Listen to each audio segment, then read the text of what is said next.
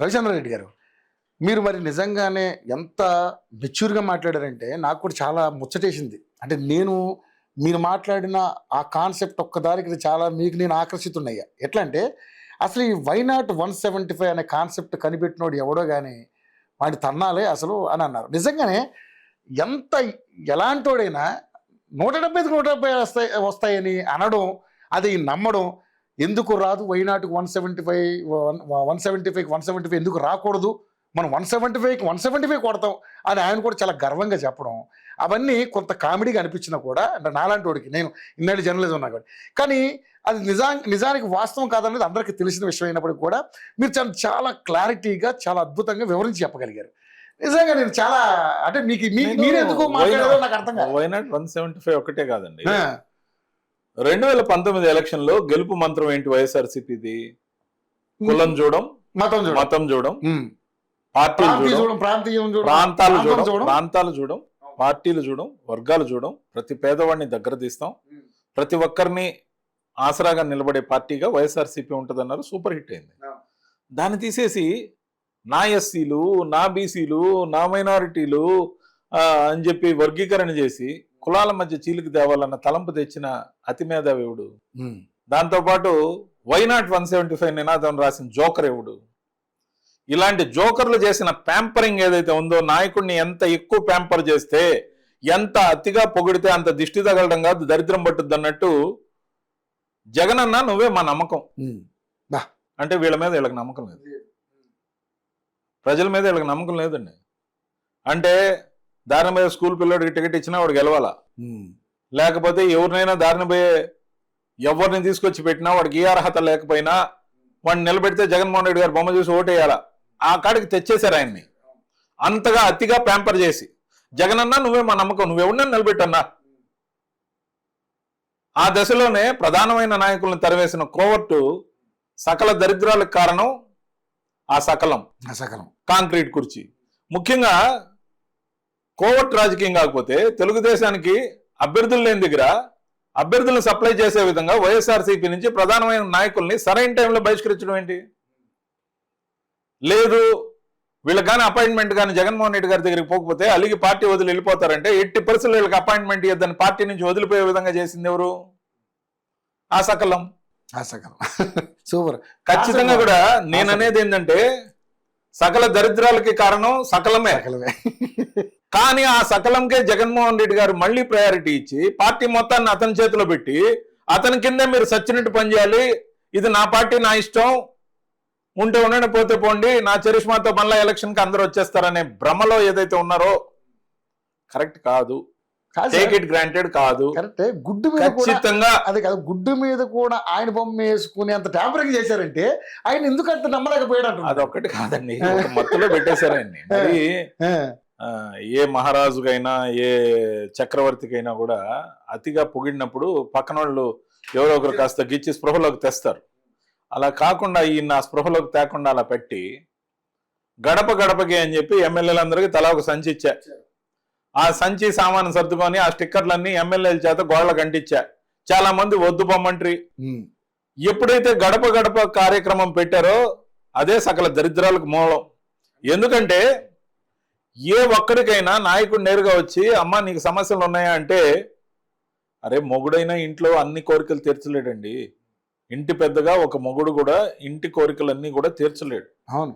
అరే హోంవర్క్ పుస్తకం తెచ్చికపోతే ఇబ్బంది అనుకుంటే, సాయంత్రం సినిమాకి తీసుకుపోలేదని ఇబ్బంది అనుకుంటే, ఒకరికి మిర్చి బజ్జీ పెట్టించలేదని కోపం కూడా రావచ్చు. ఇలాంటి అనేక కోపాలు, దోమలు కుట్టినప్పుడో, డ్రైన్ దిగినప్పుడో, లేకపోతే ఈదులో దుమ్మున్నప్పుడో, లేకపోతే చెత్త కరెక్ట్ టైంకి దిగినప్పుడో, లేకపోతే ఇంకోటో సమస్య అనేది ప్రతిరోజు ప్రతి దగ్గర ఏదో ఒకటి అరైజ్ అవుద్ది. నాయకుడు గడప గడపకి పోయి తలుపు తట్టి అమ్మా మీకేమన్నా సమస్యలు ఉన్నాయా, మా సార్ పంపించారు నేను మీ ఎమ్మెల్యేనని చెప్పినప్పుడు వాళ్ళ సమస్యలన్నీ ఏకరవ పెట్టడంతో వీళ్ళకి మోహన్ జల్లక వీడియోలు తీస్తున్నారని పక్కకు పోవడం, వాళ్ళ శాపనార్థాలు పెట్టడం. అంటే ఎలక్షన్ కు ముందే గ్రౌండ్ ప్రిపేర్ చేసుకున్నారు వైఎస్ఆర్సీపీ నాయకులు, వెళ్ళిపోవడానికి సిద్ధం. ఈ కాన్సెప్ట్ ఇచ్చింది ఇప్పుడు గడప గడపకి వైఎస్ఆర్సీపీ ప్రభుత్వాన్ని అయిపోయాయి. దాన్ని స్ట్రిక్ట్ గా సంచేసి ఎవరైతే పోయారో మళ్ళీ అదే ఐపాక్ రిపోర్ట్ ఇచ్చింది. వీళ్ళకి నెగటివ్ ఒపీనియన్ ఉంది, జనంలో బాగలేదు, ఏ అర్బకున్నో ఏ ఓడిపోయే క్యాండిడేట్నో వాళ్ళు సూచించిన వాళ్ళకి టికెట్లు ఇచ్చారు.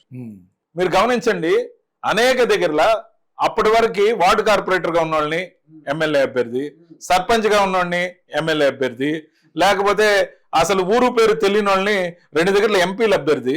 ఎగ్జాంపుల్ రాజమండ్రి, నరసాపురం. మీరు వాళ్ళ పేర్లు ఎప్పుడైనా బయట బహిరంగంగా విన్నారా? వాళ్ళ పేరు ప్రతిష్టలు కానీ, సేవలు కానీ, లేకపోతే ఏవైనా కానీ, సేవలు కానీ లేదు కదా. అప్పటికప్పుడు ఓవర్ నైట్ నాయకులు పుట్టుకొచ్చారు. హీరో కదండి ఆయన. అంటే నేను అనేది ఆ విధంగా, అరే అభ్యర్థి ఎవరైతే ఏంటి సార్, మీ బొమ్మ ఉంది, అక్కడ ఫ్యాన్ ఉంది, వాటికి వేస్తారు. మనం 32 సార్లు బటన్ వస్తాం, వాళ్ళు 2 సార్లు వస్తామని మీరే మాట్లాడాలి.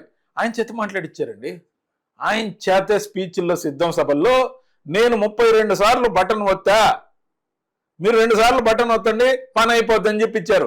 ఏ నాయకుడి చేతైనా ఇలాంటి డైలాగ్ చెప్పిస్తారా? బుద్ధున్నోళ్ళు దరిద్రపు ఐప్యాక్ కాకపోతే. సకల దరిద్రాలకు కారణం సకలం, ఆ నెక్స్ట్ ఐప్యాక్. కార్యకర్తలు దన్ను లేకపోవడం, నమ్మిన వాళ్ళకి, అనుకున్న వాళ్ళకి, ముఖ్యంగా కాంట్రాక్ట్ చేసిన వాళ్ళకి ఆత్మహత్యలు చేసుకునే దుర్భరమైన పరిస్థితి తేవడం, అడిగినోడికి అడగనోడికి తలా ఒక 10,000 రూపాయలు వాళ్ళ అకౌంట్లలో వేయటం, గవర్నమెంట్ అగ్రిమెంట్ చేసుకున్న కాంట్రాక్టులకు బిల్లులు ఇవ్వకపోవడం.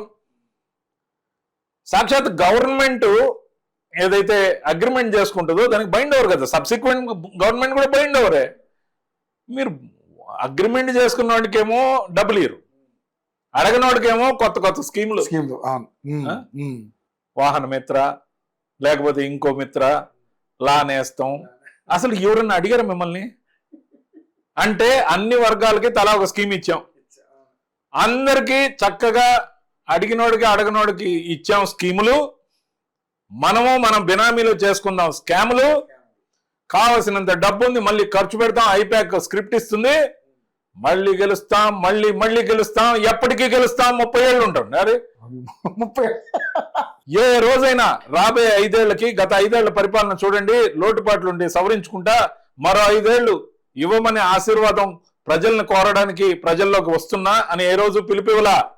మరో 30 ఏళ్ల కోసం ఆయన ఓటు అడిగాడు, భయపడ్డారు.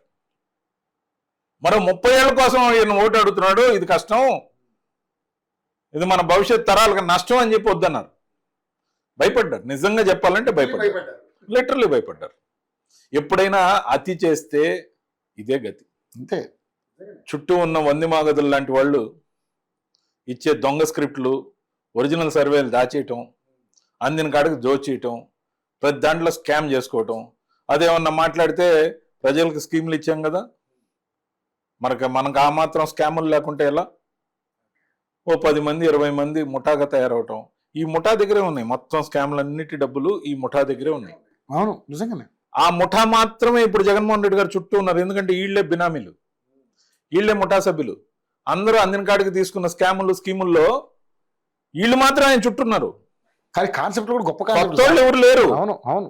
అభిమానులు, నిజంగా ఆయన ప్రేమించేవాళ్ళు, అతి పేదవాళ్ళు ఆయన చుట్టూలో ఒక్కరన్నా ఉన్నారా? భజన పరులే ఎక్కువ ఉన్నారు. భజన పరులు కాదు, స్కాములు చేసిన వాళ్ళు, లేదు స్కాముల్లో డబ్బు బినామీలుగా పొందిన వాళ్ళు ఆయన చుట్టూ ఉన్నారు. ఎందుకంటే వీళ్ళు పోతే ఆయనకు నష్టం కాబట్టి వాళ్ళకే తలా ఒక పదవి ఇచ్చి కూర్చోబెట్టుకున్నారు. ఇది ఒక ప్రైవేట్ లిమిటెడ్ కంపెనీ వైఎస్ఆర్సీపీ. దానికి స్క్రిప్ట్ రైటరు లేకపోతే ఇంకోటి ఏదన్నా ఉంటే ఆ ఐప్యాక్. జనాల్లో నిజంగా చెప్పాలంటే జగన్మోహన్ రెడ్డి గారు అదృష్టవంతుడు. అలాంటి చరిష్మా ఈ మధ్య కాలంలో ఏ రాజకీయ నాయకుడికి లేదు, రాలేదు. కానీ ఆయన తప్పులు తెలుసుకోవట్లా, ఆయన దిద్దుకుంటానని చిత్తశుద్ధితో చెప్పట్లా. మళ్ళీ అధికారం వస్తే అందరికి నడ్డి విరుస్తా, పోలీసులు బట్టలు ఓడదీస్తా, 2.0 చూపిస్తా, నా కార్యకర్తలు నేను రక్షించుకుంటా. సినిమా మామూలుగా ఉండదు. కానీ సినిమా మామూలుగా ఉండదు. అప్పుడే బ్లూ బుక్ అందరికి తలా డిస్ట్రిబ్యూట్ చేస్తున్నారు ఆఫీస్లో. కాబట్టి ఆ బ్లూ బుక్ సంగతి కోసం అన్నా గెలిపిమని అడగాలి. లేకపోతే తెలుగుదేశం వాళ్ళు దాడులు చేస్తున్నారు కాబట్టి నేను దాడులు చేయడం కోసం మళ్ళీ నాకు ఓటేయమని చెప్పన్నా అడగాలి. స్కీములు ఇస్తా, స్కాములు చేసుకుంటా కాబట్టి మళ్ళీ నన్ను గమనించండి అన్నా అడగాలి. అలా కాకుండా చిత్తశుద్ధితో, నిజాయితీగా, న్యాయంగా ప్రజల్లో జగన్మోహన్ రెడ్డి గారిని మళ్ళీ గెలిపించాలనే ఆలోచన వచ్చే విధంగా ఎవరు స్క్రిప్ట్ రాయట్లా. ఇప్పుడు కూడా కోర్టులు అందరూ అక్కడే ఉన్నారు. ఇప్పుడు కూడా కోర్టులు అందరూ అక్కడే ఉన్నారు. స్క్రిప్ట్ రాసేవాళ్ళు కోర్టులే, ఇప్పుడు నిర్ణయాలు తీసుకుంటున్న వాళ్ళు కోర్టులే, ఇప్పుడు సకలము అక్కడే ఉన్నాడు. ఇబ్బంది ఏం లేదు. కాబట్టి కూటమి మళ్ళీ గెలుస్తుంది. మేము సంతోషంగా ఉంటాం.